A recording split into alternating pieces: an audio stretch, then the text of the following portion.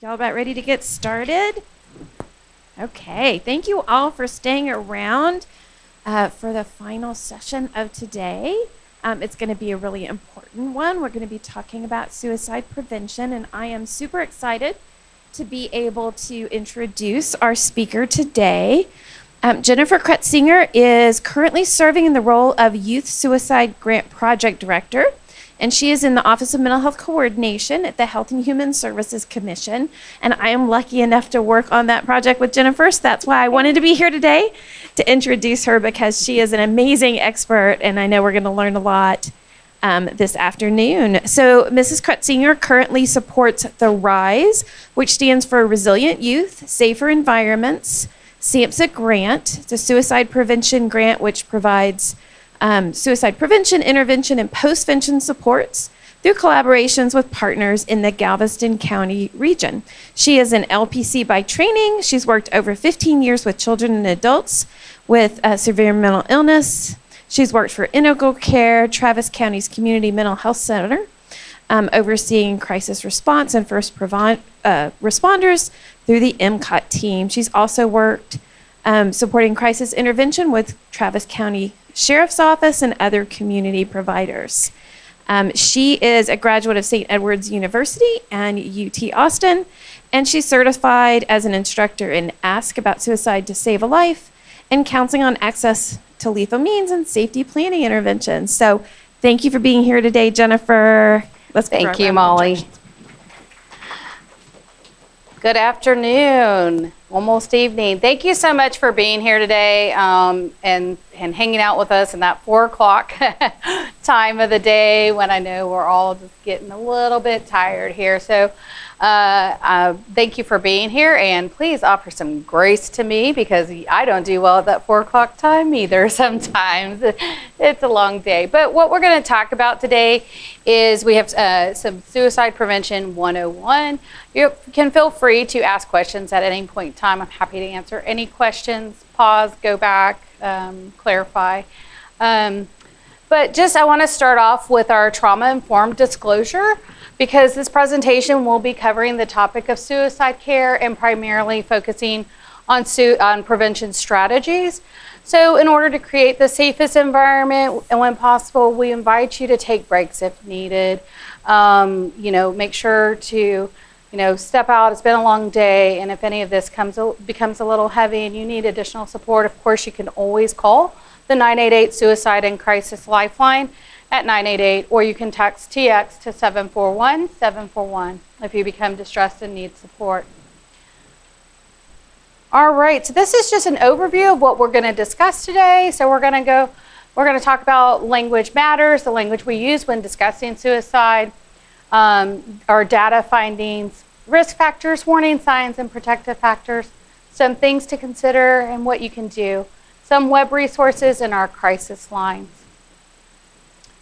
So first off, in talking about the language we use and talking about suicide, we all know that suicide is a tragic outcome of many complex factors with lasting impacts. It is never about success or completion, and it is not something to achieve or finish like a task or project. The term committed is stigmatizing, as it implies that someone is either criminal or immoral. And has committed a crime or offense. And so suicide is not a crime. And so our language about suicide should be factual and careful. And so we would like to say that people die by suicide, or people have lived experience.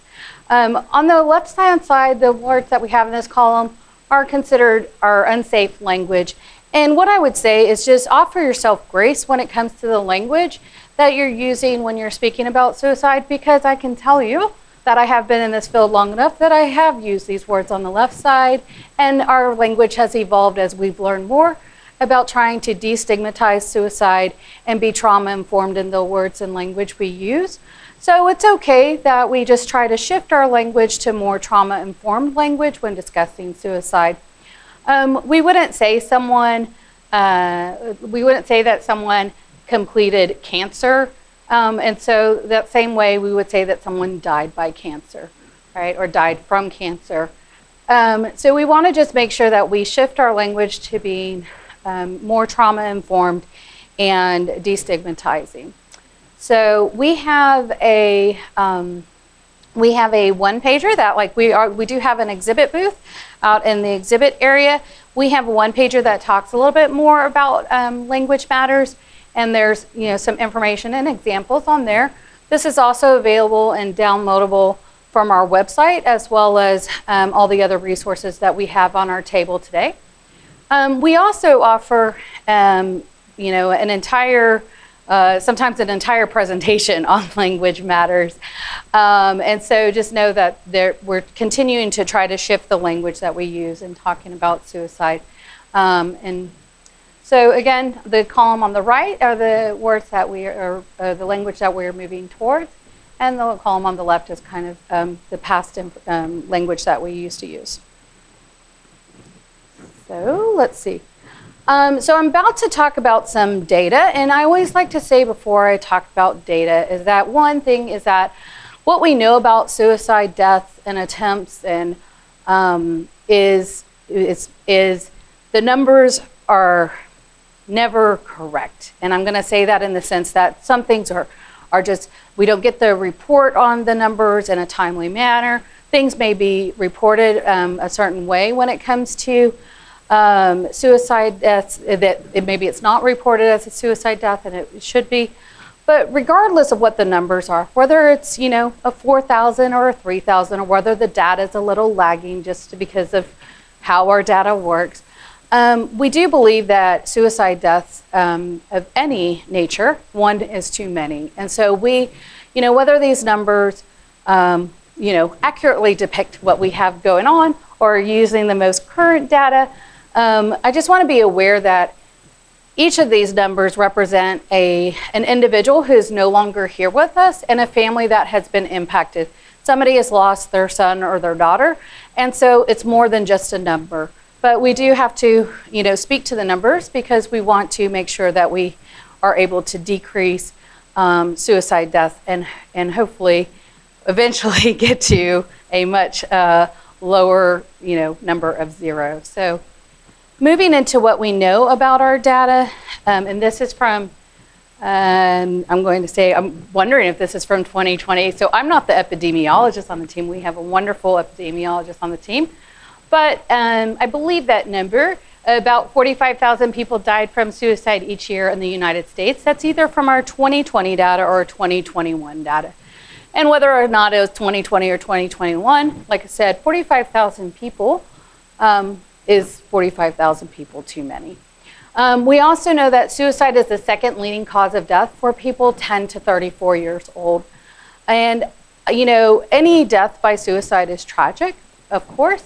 But I pause on this just because that is really concerning that this is the second leading cause of death for this age range where they've barely lived a third of their lifespan, right? And so we want to make sure that we're aware of, suicide prevention and intervention tools that can help support people in their time of crisis if they're thinking about suicide so they can live out their lifespan, right?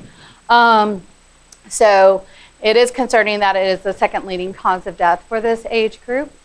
What we do know is that in Texas, about 4,000 people die by suicide each year. And we also know that men die by suicide more often than women. However, women attempt suicide more often than men. And let's see. All right. So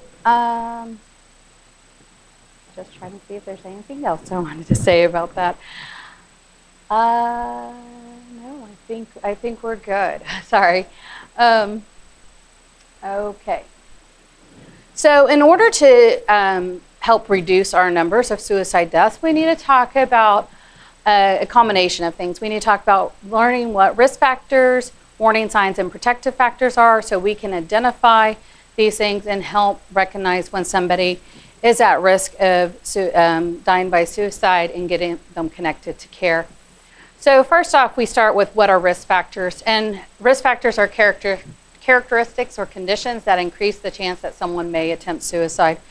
So statistically, we know that non-Hispanic, middle-aged males are at higher risk of dying by suicide. So that's a risk factor, right? But that doesn't mean that anyone who is a male, non-Hispanic male, middle age is going to die by suicide. It just means that they have this as a potential risk factor.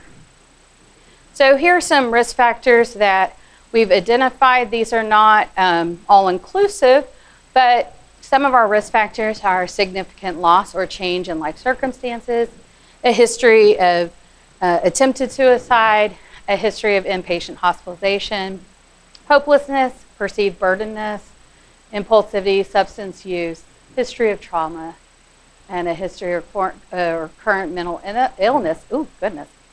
So with this, just because somebody has a risk factor doesn't mean that they are going to attempt suicide or die by suicide. It just means that they are among a group that have the potential to, with a combination of other things, to think about suicide and attempt suicide. So we also know that that a history of suicide attempts may be a risk factor, but some data shows us that 9 out of 10 people that attempted suicide ended up not dying by suicide, and that they ended up living out their lifespan. So a history of a suicide attempt in itself doesn't mean that that person is going to continue to end up dying by suicide. However, we don't truly know. Like when we're talking to people, we wouldn't know whether or not this person is in the 90% that's going to continue to live their full lifespan, or if they're going to be in that 10%. So if we are concerned about someone and we know that they have a history of suicide attempts, we're not going to, that's a great statistic to be aware of, but we're not going to necessarily know what group they fall in. And so we're going to want to be aware that they may still be at risk of suicide. Chronic physical illness or pain could be for anyone across their lifespan, but especially our aging population. If they've been experiencing that may be a risk factor that increases their potential for dying by suicide. So we're going to move on to warning signs and what warning signs are.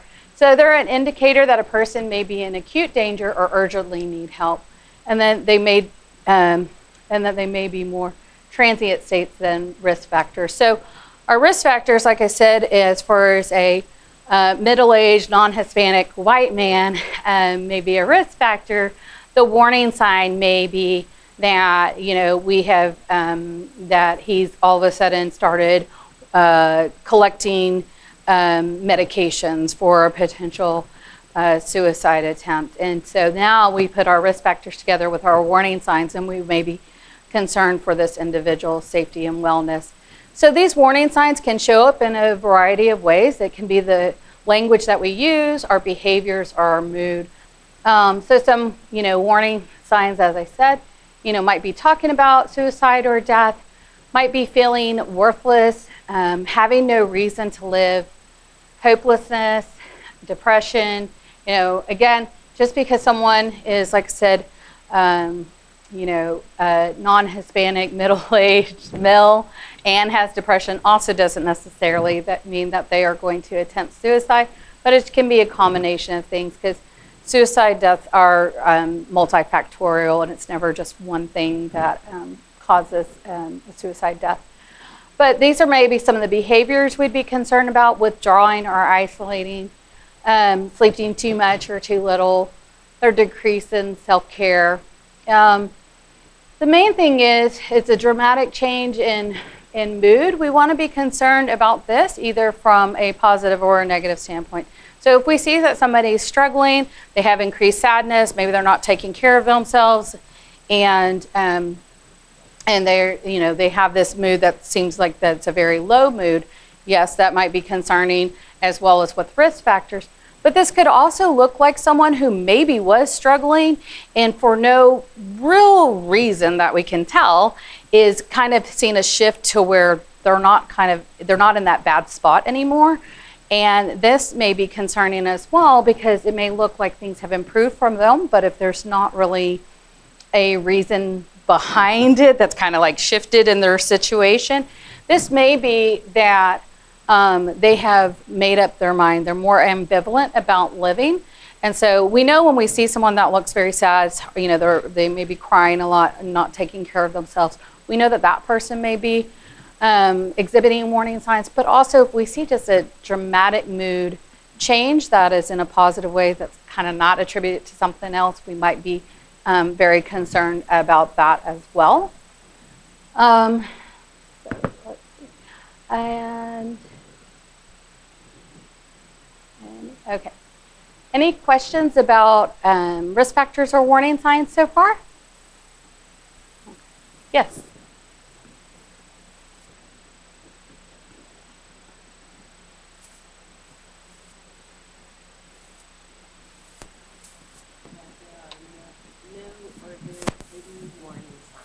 Sorry. Okay, so the question was, in my 20 plus years in work, and I think it was like they're in mental health or something of that sort, that is it possible that there are no or very limited warning signs? Yes. Right. So that's a great question. Thank you for asking that. And, for our online participants. So typically there are some warning signs, but what I can say is that if somebody has been experiencing things for a very long time, they may have become really good at masking those warning signs. So you may not feel like you could identify that they were at risk or that they were exhibiting warning signs because they did really good at just keeping it all together and putting on this front. We may see this with somebody with chronic pain and chronic pain. They may just be going about and continuing to just plugging along and stuff, but maybe they're truly struggling internally, and that is something that they're just not showing outwards. A lot of times we see this when we see about celebrity deaths in the media. We often go, wow, that person, I can't believe that person died by suicide. Like, you would have thought they had this, they had these amazing things going on. I would have never guessed. And so, what I would say is that there are often warning signs, but people do get good at masking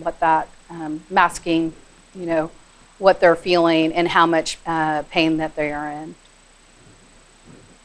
Absolutely.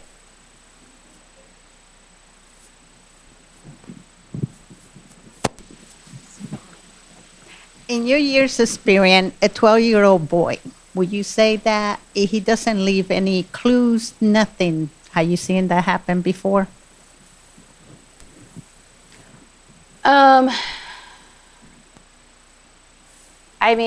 What I would say is that, I think that's a challenging question. What I would say is that, when it comes to our youth, it's really important just to kind of know what their typical demeanor is. And again, just because they're a 12-year-old doesn't mean that they haven't gotten good about, masking and trying to fit in and trying to keep things, from, maybe they, it doesn't mean that they haven't gotten good at hiding things as well. So, but typically there would be some, something that we could possibly see. But the thing is since I said that suicide is multifactorial, so it's never one thing. That's not like, oh, well, they failed a test at school and that's why this individual attempted suicide. It's that there's usually a combination of things that are going on. And because it is, it's kind of hard to tease out that, what's going on.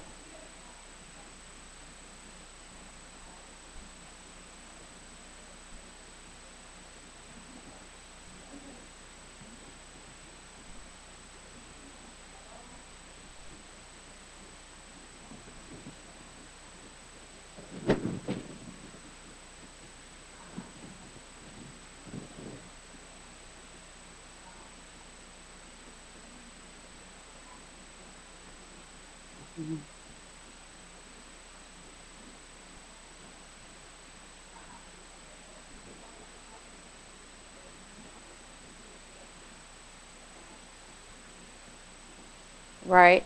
And that's really hard because in any grief, suicide is definitely more complex, but in any grief, we're looking for answers, we're looking for explanations, we're trying to bargain with, like, why didn't they just tell me, kind of thing. What we do know about our youth or what we do know about people in general is that with our youth, they may not have, they may not have the coping skills developed to be able to manage whatever it is that they're struggling with. And we know that our youth can also be, impulsive. And so it may have been something that just came on all of a sudden, all at once, and that this youth, attempted and died by suicide as a result. So again, it's really hard because there is, it could be a combination of things that is going on that aren't necessarily fully identifiable, and it's hard because we're looking for answers, right? And we want that individual to have gotten the support and care they needed and still be here with us. So thank you for your question. Okay, so we're going to move on to protective factors. So protective factors are characteristics, traits, or supports that make a person less likely to attempt suicide. So just because there are, somebody has the risk factors and the warning signs, this doesn't necessarily mean that they are going to attempt suicide. And our protective factors are what kind of keep these individuals safe. One of our main ones is connectedness. And so, having a sense of connectedness, whether it's to family, friends, community, teachers, stuff of that sort. If it's, adults, connectedness of any kind, social support, access to effective mental health treatment. And what I will say about that is that, Texas is a big state. And what our mental health treatment looks like in Travis County is going to be very different from what it looks like in Milam County or Bexar County or Fort Bend County. And I can say that working in the mental health field here in Travis County, it's still hard and challenging to get into mental health treatment in here. And so doesn't mean that it doesn't exist and we can't get into it, but just knowing like Texas is a big state and that, having access to that effective mental health treatment is very important if somebody is struggling. Healthy coping skills. So, I know back when I was in school forever ago, I won't date myself here though, but I think I learned coping skills just by default, but it's not anything that we talked about, that long ago and stuff. And so it's kind of seeing how we can empower people and help them identify ways that they can manage their stress and what they're experiencing. Willingness to engage in resources. So you could have resources, but if they don't want to, or they don't think that that's a place where they can get support, then they're not going to have that as a protective factor. Having a sense of purpose or meaning in life. Just kind of having futuristic thinking. And so, if I might be struggling, I might have my risk factors and my warning signs, but I also know that there's things I want to get to down the road. There's things that I want to do down the road. Having that futuristic thinking is a protective factor. Having a sense of responsibility for others. This can be pets, family, friends. Pets are a huge one. I've seen people that, they're like, they have struggled with suicidal thoughts daily. And they're like, but there's no way I would ever attempt suicide because who would take care of my dogs? Like, I love my dogs so much, I would never do that to them. And there's no one that's going to care for them the way I care for them. So we can't underestimate the value of someone having a sense of responsibility for others and the protective factor that that entails. The other thing I'm going to say too is that though we've also seen where sometimes people are hesitant to go and get the care that they need because they are concerned about those pets. So then it's kind of knowing about what is in your area and what kind of resources are there. If this person needs to go inpatient hospitalization or if they need to go into some kind of treatment center, like what are the resources so that way they feel like they can go and get that care that they need, and that their pets are taken care of during that time when they are getting the support and help that they need. All right, so things to consider with this is risk factors, warning signs, and protective factors are not cumulative.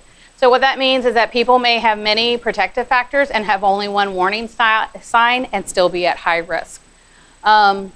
And we see minimum differences between our children, adolescents, and adults regarding risk factors, warning signs, and protective factors. One of the things that we do know learned years ago from mental health first aid is that if a child has at least one trusted adult in their life, doesn't have to be a parent, can be a parent, but it could be a teacher, a coach, a pastor, a neighbor. They have one trusted adult in their life. That in itself is a very powerful protective factor from this for this youth. All right. So also something to consider is that many people thinking of suicide, they do not want to actually die. They are experiencing unbearable pain, and they are unable to see any other options available to stop this pain. And what happens is when someone goes into crisis, they get these blinders on. They can't, they can't access healthy coping skills sometimes because they're too, have that tunnel vision on to where they're too focused on what is causing them pain, and so they see suicide as an option and their only option at that time. But if we talk to them a little bit further, we can often identify that if things were different with the situation that they're experiencing, would they still be having thoughts of suicide? And I worked with someone years ago, and the thing is that this individual had risk factors of having a mental health diagnosis. They had risk factors of having a previous suicide attempt. They had warning signs of having thoughts about suicide, and they were having these thoughts a lot. And when I asked this individual whether they wanted to die, they're like, no, I don't. But what it was, and what we call when we say, suicide's multifactorial, the tipping point that they had experienced was that they got a jury summons in the mail. This individual was not supposed to ever serve on a jury because of their mental health condition. This put this person in so much turmoil that they thought, I'm going to get in trouble if I don't respond to this jury summons. And oh my goodness, why did I get this jury summons? And why would they want me on the jury? I'm not supposed to do this. This isn't right. And they started to spiral. They started to have suicidal thoughts constantly, but they didn't want to die. They just didn't. They were experiencing blinders for this thing that they thought they were going to get in trouble for. And I know that this sounds like, to someone who didn't have all these other things going on, it sounds like something like it's a jury summons, right? We don't even know. It didn't come certified mail. We don't even know if they wouldn't even know if you actually got it, right? It didn't come certified mail. But for this person, this put them in such turmoil. They also had a recent medication change. And that too could have been a piece that was in there that was also contributing to these suicidal thoughts. They didn't want to die, but they were experiencing this anguish, and they were able to get this situation resolved about the jury summons, I will tell you that. And their suicidal thoughts did dissipate, which is wonderful. They also had a medication change in the process as well. So when we're thinking about it, it's important to know that since most people don't want to die, that they're just trying to stop whatever experience it is that they're having, and they're having a difficult time thinking about what our options are. If we can help them identify support and services during that time, then we can keep them here with us and not having a suicide attempt. And then I've already covered this. People experiencing thoughts of suicide often do not have access to positive coping mechanisms. So again, they get that tunnel vision. And so that's why we need to, if we're working with an individual that may be at risk of suicide, we want to work with them to help identify positive coping skills before they're in that crisis situation. We want to help them determine what that is and get it so that they're practicing it so much that when they are experiencing thoughts of suicide, that is the one thing they can go to. It's like, well, listening to this type of music calms me down, or taking a walk, or journaling calms me down, or whatever. We want them to practice it so much that they are able to at least access some of their positive coping skills. And then we're going to want to encourage the person to think for reasons to live and reasons for hope, and that can be very helpful. So, when somebody's in this having these thoughts of suicide, we just want to see if we can help them get just to a different spot, till those thoughts calm down, reduce, and stuff of that sort. So what you can do, so important thing here, right? So you learn about the warning signs, risk factors, protective factors. It's also important to know that if someone is exhibiting signs, you should always ask clearly and directly about suicide. So we're going to want to ask things such as, are you thinking about suicide, or have you been thinking about killing yourself? And we want to avoid using things such as harm yourself. So we don't want to say, are you thinking about harming yourself? Or are you thinking about hurting yourself?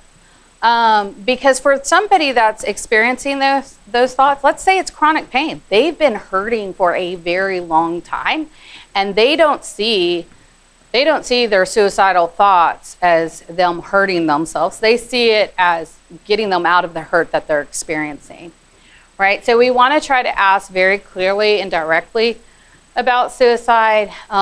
We don't want to say, like, you're not thinking about suicide, are you? Or you wouldn't do anything stupid, would you?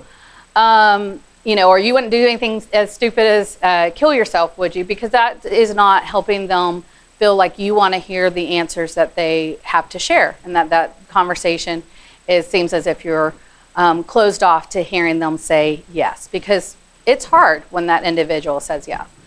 And I'm going to say too is, there's even though if you've asked this before, I don't know if any of y'all have asked this in this room, even if you've asked it 100 times, it still is hard. And it's still hard if it's someone in your community, a loved one, a family member, stuff of that sort. But it's an important question to ask.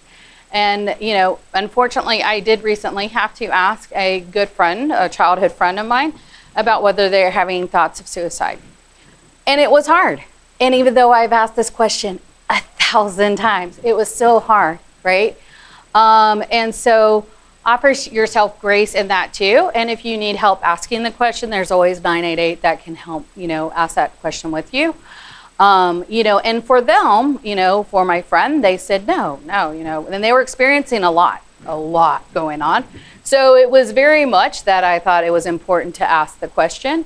And I told them, well, I care about you, and it's important for me to ask this question because I need to know that, it's important to know that you're okay. So it's like, well, just know that I'm here. And even if the answer is no, you've now identified yourself as somebody that will ask those hard questions, and that is open to asking those hard questions. And the thing too is that, and this may be on a future slide, who knows, I might be talking ahead of myself here, but this may be the first time that they felt that they could talk about it, and that you just open the door for them to share that they are experiencing these thoughts. So, it's a very challenging question, but it's a very much needed question because, us asking the question can start that conversation and get them the help and support they need. All right, so if the person is having thoughts of suicide, you should listen and be non-judgmental. And I know judgmental is kind of like one of those words like, I'm not judgmental. Why would I be judgmental? But the reality is when we say that is we're meaning that we're going to listen, and we're not going to say, but what? You've got so much great stuff going on. Why would you be having these thoughts? You have the house, you have the job, you have the whatever. Well, there could be some implied judgment in that. We want to believe what they say and take their words and actions seriously. And this is hard because, sometimes people experience these thoughts frequently, and maybe we've worked with this individual and they've told us this multiple times. But the reality is we want to take them serious and take their words for it every single time, because we don't know when there's that tipping point where there's that one triggering event that that then they end up attempting suicide. We want to offer hope and help them think of reasons to live. I've already said this. Keep them safe. Get help and stay with them until help is available, right? So again, it may be that if it's a friend or family member, you may be, escorting them to whatever that help or that resource is, whether it's the emergency department, whether it's calling your mobile crisis outreach team, seeing if they can come out to do an assessment, whether it's calling 988 with them, but stay with them until you can get them help. And if the person needs to reach out for help, you should be willing to assist. We recommend the 988 Suicide and Crisis Lifeline. What I also say is that don't have the first time you're calling 988. If this is something that you're going to do, whether it's professionally or otherwise, don't have that first time be when you are actually with someone that's having a crisis, right? So call it. You tell them, hey, I just want to see how this works. In case I ever have to utilize this with someone that I'm concerned about. So that way, and we recommend this for any resources, is that we're going to want to call and be aware of what that individual may experience and what that looks like for our area and our region. But the 988 Suicide and Crisis Lifeline, which rolled out a little bit over a year ago and replaced the formerly long 10-digit number that we had, provides free and confidential support for people in distress. It's available 24/7. Free crisis and suicide prevention resources for those working with people who may experience thoughts of suicide. A little bit more about 988 is that and it's good to know when we're working with people is maybe they've had a bad experience by calling, this resource or that resource. But knowing that 988 is it can go to over 200 different call centers, right? Not right, but it can go up to 200 different call centers. It's based on, if I call from my phone and I'm in San Antonio and I have a 512 area code, it's going to route me to integral care first because I have a 512 area code. But I'm in San Antonio, I need help in San Antonio, right? So it's going to go based on, currently, it goes based on the phone number area code of what you're calling from, and it's going to get routed to the call centers closest to you. But if those are busy, it may roll over. And it may go to somewhere else in the state, and it may go outside of the state. I did see a statistic not too long ago that the amount of calls that are currently being answered in the state dramatically increased in the past year, so that is wonderful. It's good to know that if they had a good experience, maybe who knows which call center they're speaking with. Hopefully it was one close to them, right? But if they had a bad experience too, that's that they had one bad experience. But like I said, we need to be mindful. If any of the resources that we get them is not something that they would utilize, then we need to see what resources we can connect them to that is something they may utilize. So what else you can do? You can also consider additional suicide prevention training opportunities. So there's Ask About Suicide to Save a Life, and that is what we consider a gatekeeper training in suicide prevention. There's an online version of it, and there's also a lot of virtual and in-person trainings as well. I think the online version is an hour-long version, and then the in-person or the online one is like an hour, and then if you do it in person or there's also a 3-hour model that helps you further get more comfortable with asking the questions about suicide. There's also counseling on access to lethal means, and there is also an online version of that as well, but there's also your local mental health authorities often offer this training as well. This is a great training and conversation to have about how it is to have conversations around lethal means safety and securing lethal means during somebody's heightened risk of suicide. Of course, mental health first aid, there's various versions of that as well. And the Applied Suicide Intervention Skills Training, also known as ASSIST, is a 2-day in-person only. It can't be done virtually, but it's a 2-day in-person training opportunity. And it's also considered a gatekeeper training as well. Anyone can take it, but I highly recommend that as well. And let's see, just some web resources we have. American Foundation for Suicide Prevention, the AFSP, is also, we love acronyms that we refer to it as, has a wealth of information. They have different data, they have different, all kinds of just different resources about help and maybe some groups that are out there. So there are local chapters depending on your region that you're in. There's also the Columbia Lighthouse Project, which that has the CSSRS, which is the Columbia Severity Suicide Rating Scale. I'm like, is my brain going to get it at this time of day?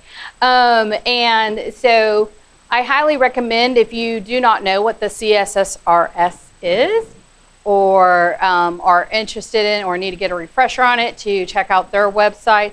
It is a screening tool that is used by most local mental health authorities. It's evidence-based. It's free, everything, so you can go check it out. They have free training online. It's in over 200 different languages. And a lot of downloadable stuff. But it is important to know it has the ways, that 6 different questions, and it has the questions on there, ways to do a suicide screening. Live Through This is a website that has some videos from suicide attempt survivors that can speak to their experiences and their thoughts of like hope and healing since their suicide attempt. Recommend you check that out. As well as we have the Suicide Prevention Resource Center, which has a wealth of information as well. And then again, our 988 Suicide and Crisis Lifeline, call 988, their website. You can crisis text line, text TX to 741-741. And then the Trevor Project. 988 has, I think, option 1 is for veterans. Option 2 is for Spanish, and option 3 is for LGBTQ community, yes, I believe that's correct. And then let's see. So then we have questions. Any questions?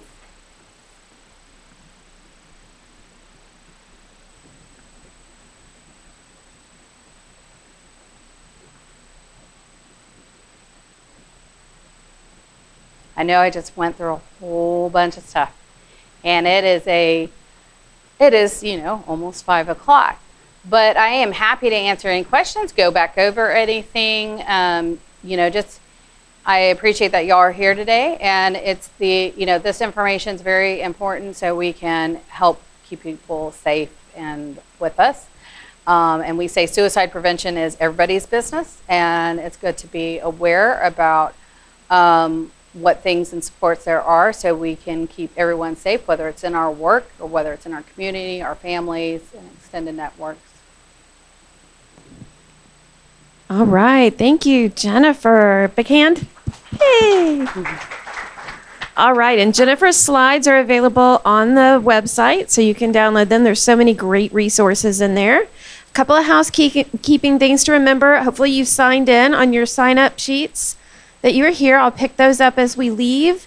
Also, we really hope that you will take your phone out on your way out, because you're going to click a QR code in the back of the room, and that's going to give you a chance to just do couple quick questions for our survey for the end of the day, which helps us with our CEUs and get all of those things done. And I think my last thing is just to make sure that you come in the morning. We're going to have, if I remember right, I'm not going to say it because I could be wrong. One of the mornings we're having tacos. I can't remember. But we do have a very great day filled with really great information. Dr. Shepler kicks us off in the morning, so I know you'll want to be there for that. So thanks for joining us. Be safe on the roads, and thank you.